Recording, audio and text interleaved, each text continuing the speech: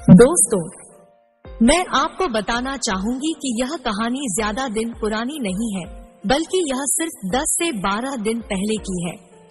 यह कहानी ताजगी से भरी हुई है और मेरे जीवन में हाल ही में हुए घटनाओं का उल्लेख करती है। मैं अपने वर्तमान निवास स्थान चेन्नई में रहता हूँ। हाल ही में कुछ दिन पहले ही मैं अपने गांव गया था, जो कोयम्बटूर के पास एक छोटे से गांव में स्थित है, अपने पिताजी के छोटे भाई की शादी में। मेरा पिताजी का घर वही है। हम सभी परिवार वाले चेन्नई में रहते हैं और मेरे पिताजी के छोटे भाई कोयम्बटूर में रहते हैं। चेन्नई में मेरे फ्लैट के नीचे एक परिवार रहता है, जो नीचे वाले फ्लैट में वास करता है।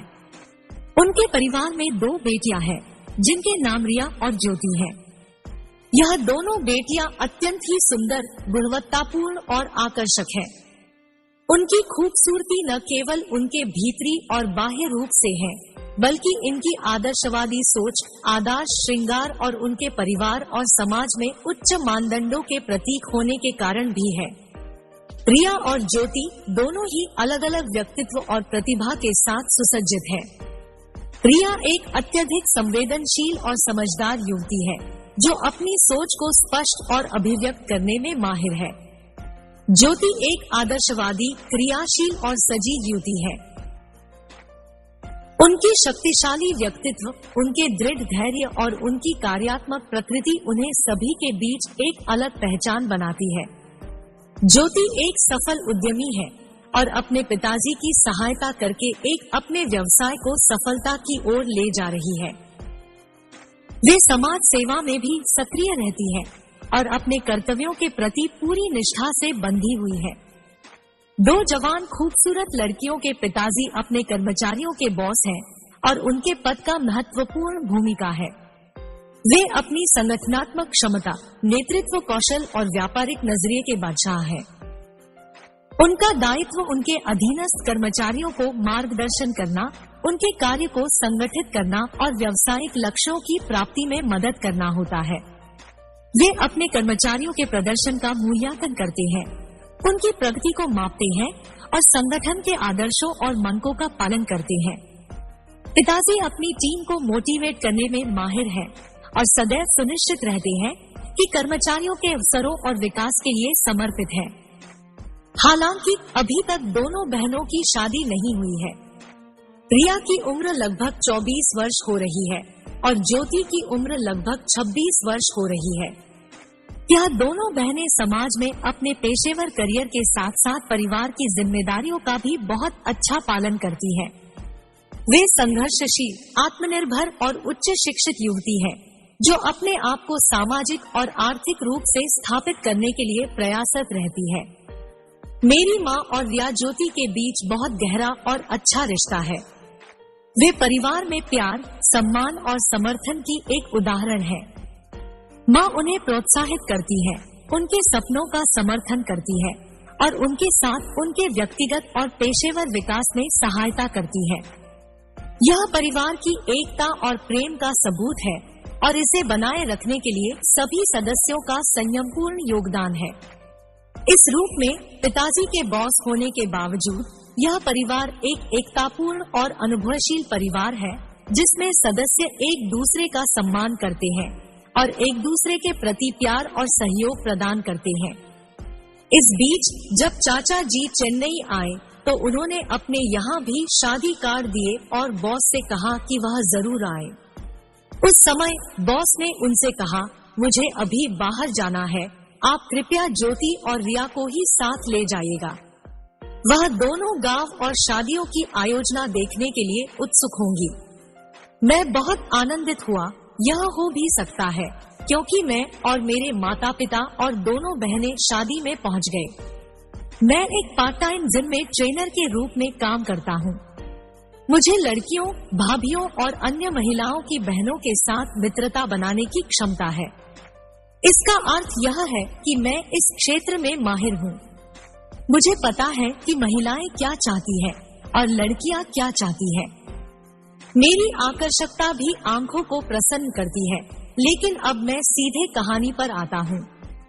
हम लोग शाम को गांव पहुंच गए और बारात दूसरे दिन आनी थी। उस दिन रात भर घर में एक बड़ा समारोह चल रहा था। घर पूरी तरह से भरा भरा था, इतना कि सोने के लिए भी जगह नहीं थी। हालांकि चाचा जी को पता था कि 2 अन्य लड़कियां शहर की है, इसलिए हमें उन दोनों का ध्यान रखना था। इसलिए चाचा जी ने ही सुझाव दिया कि हम लोग बगल वाले घर की छत पर सो जाएं, क्योंकि यहाँ ठहरने के लिए जगह नहीं थी और हमें वहाँ आराम मिलेगा। मुझे यह विचार बहुत पसंद आया, क्योंकि उन दोनों बहनों को भी यह आरामदायक लगा। हम लोग बहुत थक चुके थे और आराम करने की इच्छा रख रहे थे, इसलिए मैं, ज्योति और रिया तीनों हमारे पड़ोसी घर की छत पर सोने चले गए। फिर मेरी एक छोटी चचेरी बहन, जो मुझसे छोटी थी, छत पर चढ़कर बिछावन बिछा दिया। हम तीनों वहां गए और वहां पहुंचकर हमने गहरी सांसें ली। यहाँ का वातावरण बहुत ही आरामदायक था, क्योंकि हवा बहुत स्वच्छ और प्रशांत थी। मेरा बिछावन एक बड़े साइज का था और वे दोनों मेरे साथ सो गई, जबकि मैं थोड़ी दूर जगह पर बिछा हुआ था। मैं फेसबुक पर मूवी देख रहा था, जबकि वे दोनों बातें कर रही थी। मेरी आंखें धीरे धीरे भारी पड़ने लगी और मुझे नींद आ गई। इतनी गहरी रात के बावजूद मेरे चाचा के घर से बहुत शोर शराबा हो रहा था, लेकिन पूरे इलाके में शांति थी। जहां मैं सो रहा था, वहां से थोड़ी दूरी पर कुछ दिख रहा था, लेकिन दूर दूर तक कुछ दिखाई नहीं दे रहा था। अचानक मेरी नींद टूट गई, क्योंकि किसी की कराहट की आवाज सुनाई दे रही थी। मुझे डर लग रहा था और मैं सोचने लगा, कुछ अजीब हो रहा है, पता नहीं क्या हो रहा है। मैं भयभीत हो गया था और आसपास देखने लगा, लेकिन मुझे कुछ भी दिखाई नहीं दिया। फिर से उसी आवाज की सुनाई दी और मैं देखा कि दोनों बहनें एक दूसरे के ऊपर चढ़ी हुई थी। मैं तो हैरान हो गया, क्योंकि मेरे बगल में होने के कारण वह दोनों मुझे स्पष्ट रूप से दिखाई दे रही थी। यह दोनों बहुत ही लंबी और चौड़ी थी। उनके बाल लंबे थे और कमर पतली थी और उनकी दुग्धकलश भी बहुत बड़ी और भारी थी। वे दोनों जीन्स पहनती थी, जिसके कारण मुझे उनके पैरों और जांघ के बारे में भी पता था। आज मैं जिस हालात में उन दोनों को देख रहा था, मेरे मुंह में पानी आ गया। मेरे दिल की धड़कनें तेज हो गई और मैं एक स्तब्ध रूप से खड़ा हो गया।